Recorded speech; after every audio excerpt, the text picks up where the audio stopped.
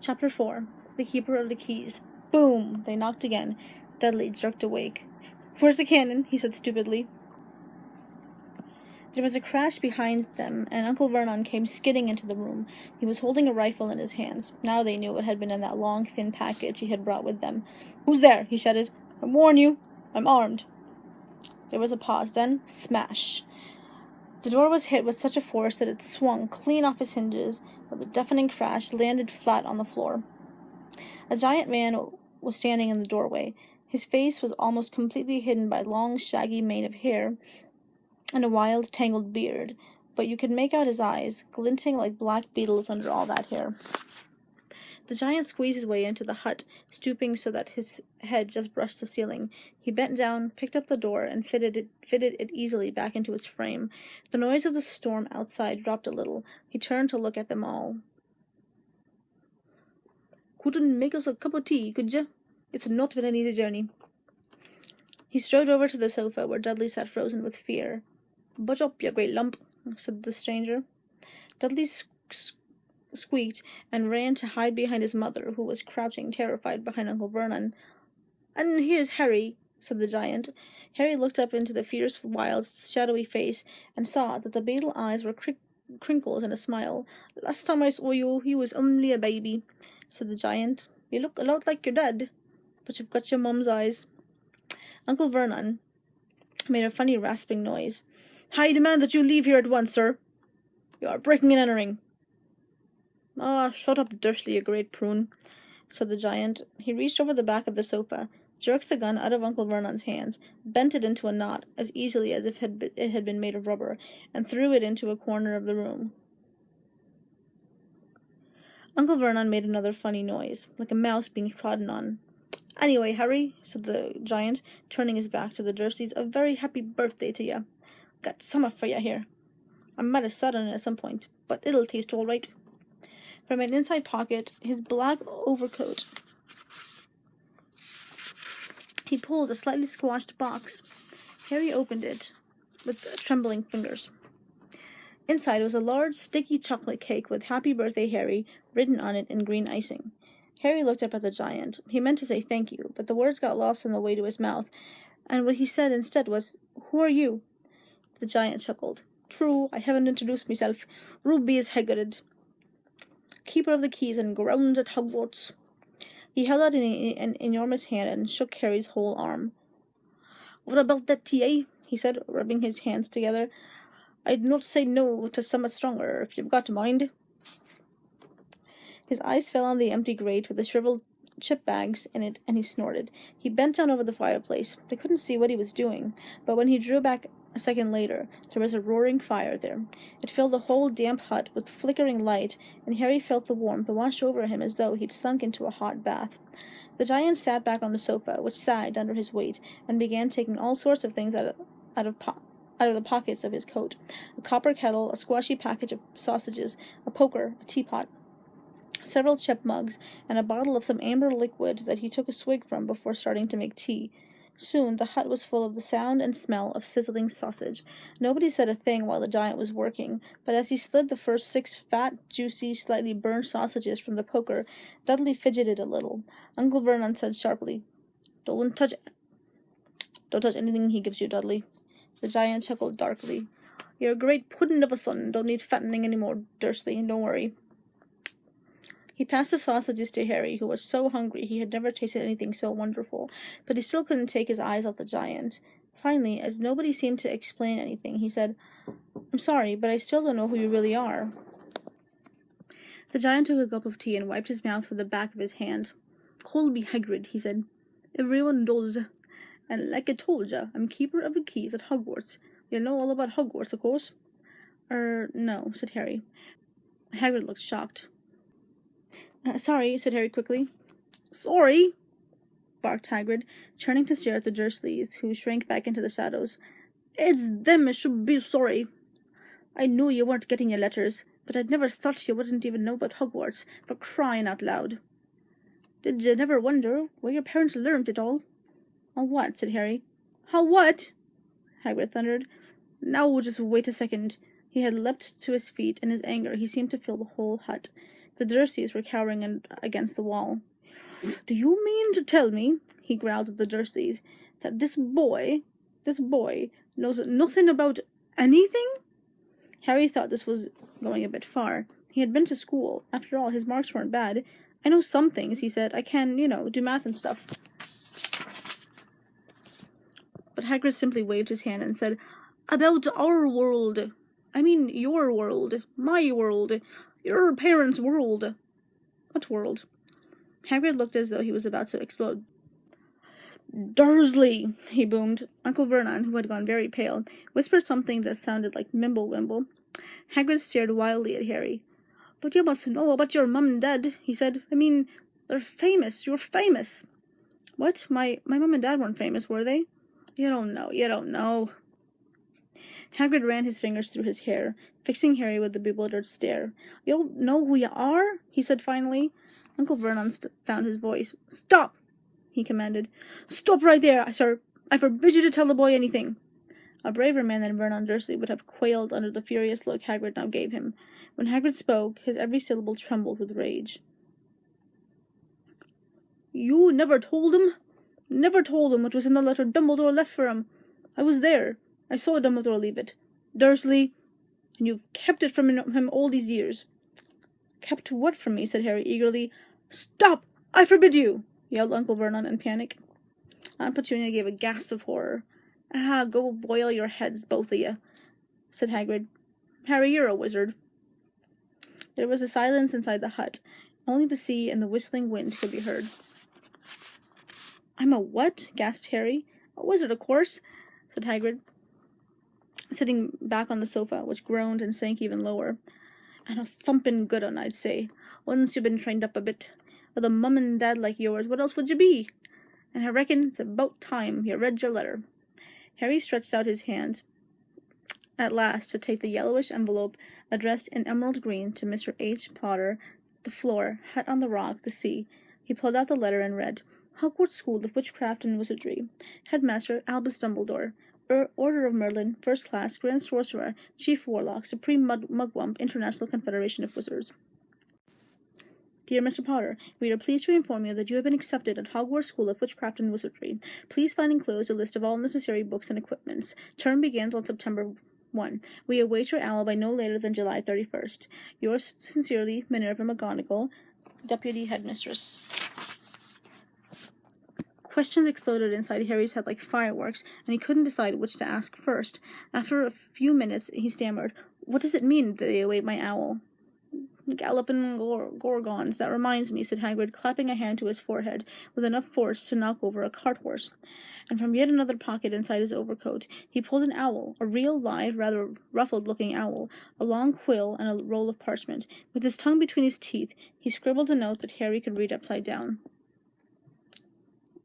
"Dear Professor Dumbledore, given Harry his letter, taking him to buy his things tomorrow. Weather's horrible. Hope you're well, Hagrid."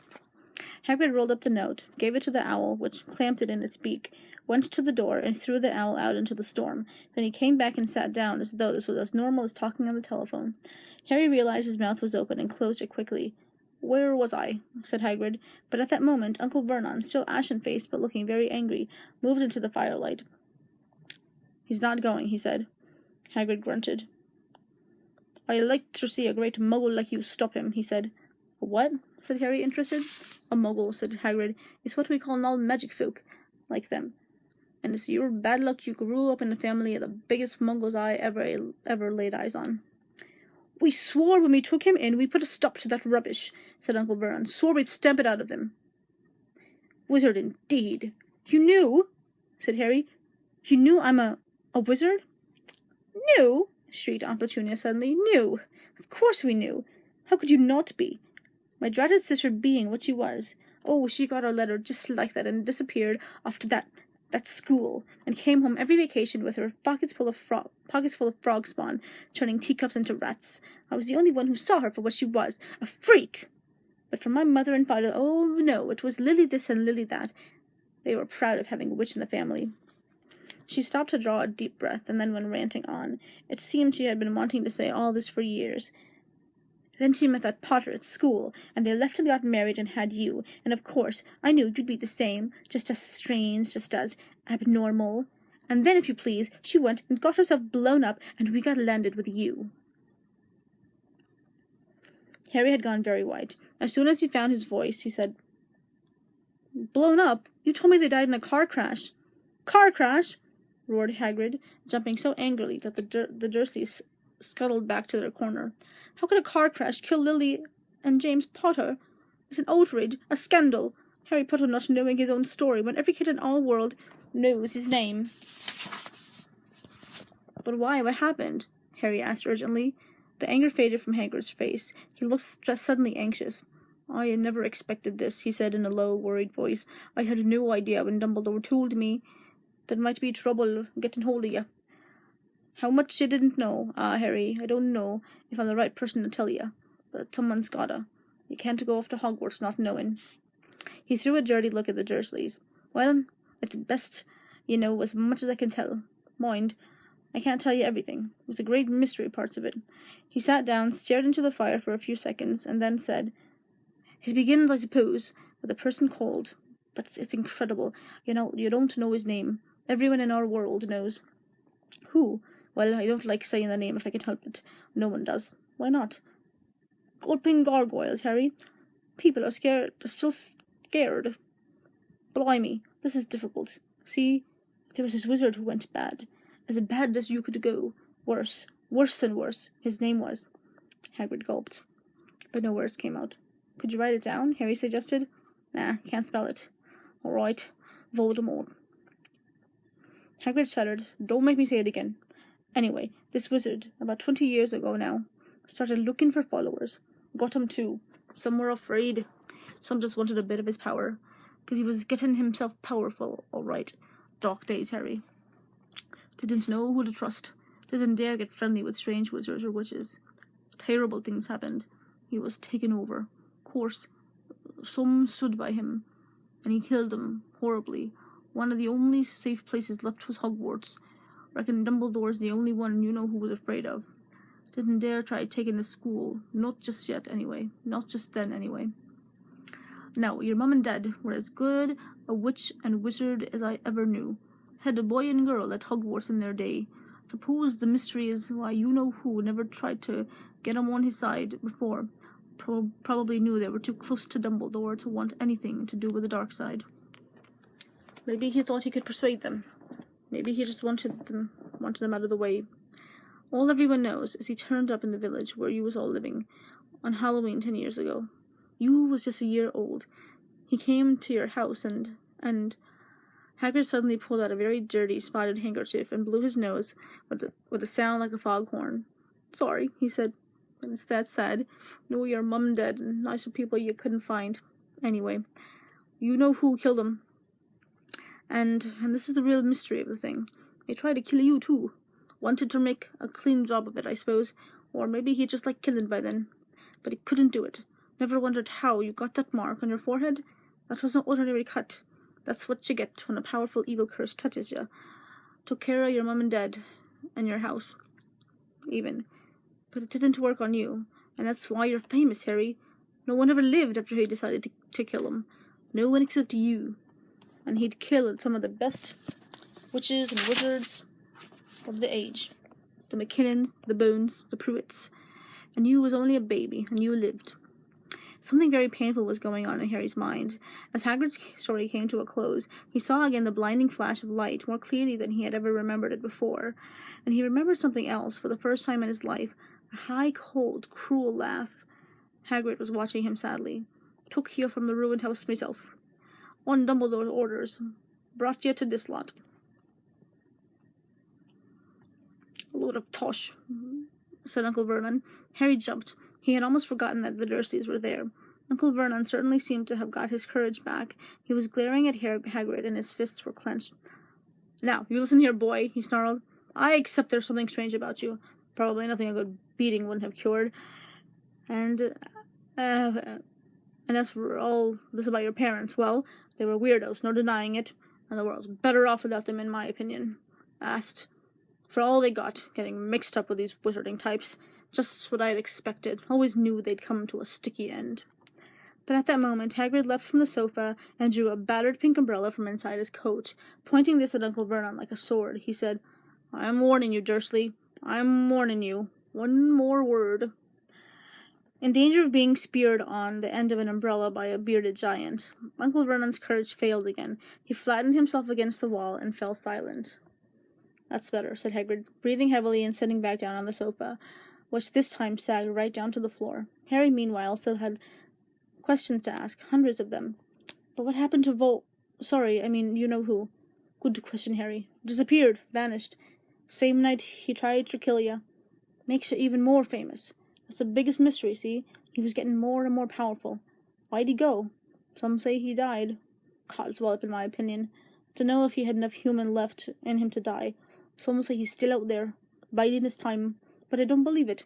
People who was on his side came back to ours. Some of 'em came out of kind of trances.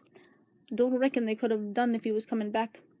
Most of us reckon he's still out there somewhere, but lost his powers, too weak to carry on. Something about you finished him, Harry. That was something going on that night he hadn't counted on. I don't know what it was. No one does. But something about you stumped him all right." Hagrid looked at Harry with warmth and respect blazing in his eyes, but Harry, instead of feeling pleased and proud, felt quite sure that it had been a horrible mistake. A wizard? Him? How could he possibly be? He'd spent his life being clouded by Dudley and bullied by Aunt Petunia and Uncle Vernon. If he was really a wizard, why hadn't they turned up into warty toads every time they tried to lock him in his cupboard? If he'd once defeated the greatest sorcerer in the world, how come Dudley had always been able to kick him around like a football? "Hagrid," he said quietly, "I think you must have made a mistake. I don't think I can be a wizard." To his surprise, Hagrid chuckled. "Not a wizard, eh? Never made any things happen when you was angry or scared?" Harry looked into the fire. Now he came to think about it. Every odd thing that had ever made his aunt and uncle furious with him had happened when he, Harry, had been upset or angry, chased by Dudley's gang. He had somehow found himself out of their reach, dreading going to school with that ridiculous haircut. He'd managed to make it grow back, and the very last time Dudley had hit him, hadn't he got his revenge without even realizing what he was doing? Hadn't he set a boa constrictor on him? Harry looked back at Hagrid, smiling, and saw that Hagrid was positively beaming at him. "See," Hagrid said, "Harry Potter. Not a wizard. You wait. You will be right famous at Hogwarts." But Uncle Vernon wasn't going to give in without a fight. "Haven't I told you he's not going?" he hissed. "He's going to Stonewall High, and he'll be grateful for it. I read those letters, and he needs all sorts of rubbish, spell books and wands, and—" "If he wants to go, a great muggle like you won't stop him," growled Hagrid. "Stop Lily and James Potter's son going to Hogwarts? You're mad. His name's been down ever since he was born. He's off to the finest school of witchcraft and wizardry in the world. 7 years there, and he won't know himself. He'll be with the youngsters of his own sort for a change, and he'll be under the greatest headmaster Hogwarts ever had, Albus Dumbledore." "I am not paying some crackpot old fool to teach him magic tricks," yelled Uncle Vernon. But he had finally gone too far. Hagrid seized his umbrella and whirled it over his. "Never," he thundered, "insult Albus Dumbledore in front of me." He brought the umbrella swishing down through the air to point at Dudley. There was a flash of violet light, a sound like a firecracker, a sharp squeal, and the next second Dudley was dancing on the spot with his hands clasped over his fat bottom, howling in pain. When he turned his back on them, Harry saw a curly pig's tail poking through a hole in his trousers. Uncle Vernon roared, pulling Aunt Petunia and Dudley into the other room. He cast one last terrified look at Hagrid and slammed the door behind them. Hagrid looked down at his umbrella and stroked his beard. "Oh, shouldn't have lost me temper," he said ruefully, "but it didn't work anyway. Meant to turn him into a pig, but I suppose he was so much like a pig anyway, there wasn't much left to do." He cast a sideways look at Harry, under his bushy eyebrows. "Be grateful you didn't mention that to anyone at Hogwarts," he said. "I'm not supposed to do magic, strictly speaking. I was allowed to do a bit to follow you, and get letters to you, and stuff. One of the reasons I was so keen to take on the job." "Why aren't you supposed to do magic?" said Harry. "Oh, well, I was at Hogwarts myself, but got expelled. Tell you the truth, in my 3rd year, they snapped me wand in half and everything. But Dumbledore let me stay on as gamekeeper. Great man, Dumbledore." "Why were you expelled?" Oh, it's getting late. And we've got lots to do tomorrow, said Hagrid loudly. Got to get up to town, get all your books and that. He took off his thick black coat and threw it to Harry. You can keep under that, he said. Don't mind if it wriggles a bit. I still got a couple of little dormice in one of the pockets.